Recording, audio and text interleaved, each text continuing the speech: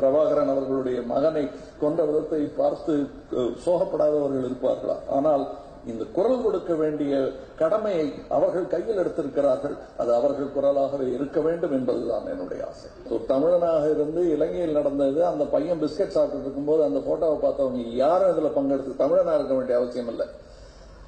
அது யாரா இருந்தாலும் பங்கெடுத்துப்பாங்க. ஆனால் இங்கே தமிழகத்தில் நிகழ்ந்து கொண்டிருக்கும் ஒரு அற்புதமான நிகழ்வு என்னன்னா, மாணவர்களை பத்தி நாம படிக்கிற செய்திகள் எல்லாமே பஸ் மேல கலாட்டா பண்ணாங்க, போலீஸோட இருந்தாங்க, டான்ஸ் ஆடினாங்க, டான்ஸ் ஆடக்கூடாதுன்னு சொன்னாங்க, அதுல சண்டை, இப்படித்தான் பார்த்திருக்கிறோம். ஹாஸ்டல்ல சண்டை. முதல் முறையாக பெருமைப்படும் அளவிற்கு மாணவர்கள் எல்லாம் ஒரு நல்ல முயற்சியில் ஈடுபட்டிருக்கிறார்கள். அரசியல்வாதிகள் மாணவர்களை தூண்டுவார்கள். இப்போ தலைகீழ மாறி மாணவர்கள் அரசியல்வாதிகள் மூச்சு திணற ஓட வைத்திருக்கிறார்கள். அதுல சினிமா நட்சத்திரங்கள் பங்கெடுத்து அந்த ஒளியை இவங்க வாங்கிக்க கூடாது. ஏன்னா ஷோ ஸ்டீலிங் பண்ணக்கூடாதுன்னு நான் நினைக்கிறேன்.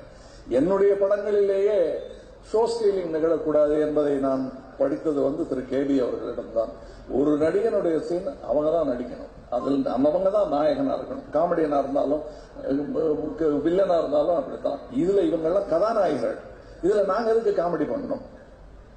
அதனாலேயே நான் கலந்து கொள்ளக்கூடாது என்று நினைக்கிறேன். இது அவர்களுடைய போராட்டம். இதை அது என்னுடைய போராட்டம். அவர்கள் குரலில் வருவது மாதிரி பெருமை எனக்கு கிடையாது. என் மகன் பேசுகிறான், என் தம்பி பேசுகிறான் எனக்காக. நாளைய அரசியல்வாதி அங்கு இருக்கக்கூடும். அதனால் அவனை மிரட்டக்கூடாது, அவன்கிட்ட கேட்டுக்கணும். அவனுக்கு இன்னைக்கு சொல்லும் மொழிவன்மை இல்லாமல் இருக்கான். ஆனா அறப்போராட்டத்தில் ஈடுபடும் வரையில் அவனை தடுக்கும் அருகதை யாருக்கும் இல்லை. வன்முறையில் ஈடுபட்டால் அதை தடுக்க வேண்டியது சட்ட பிரச்சனை.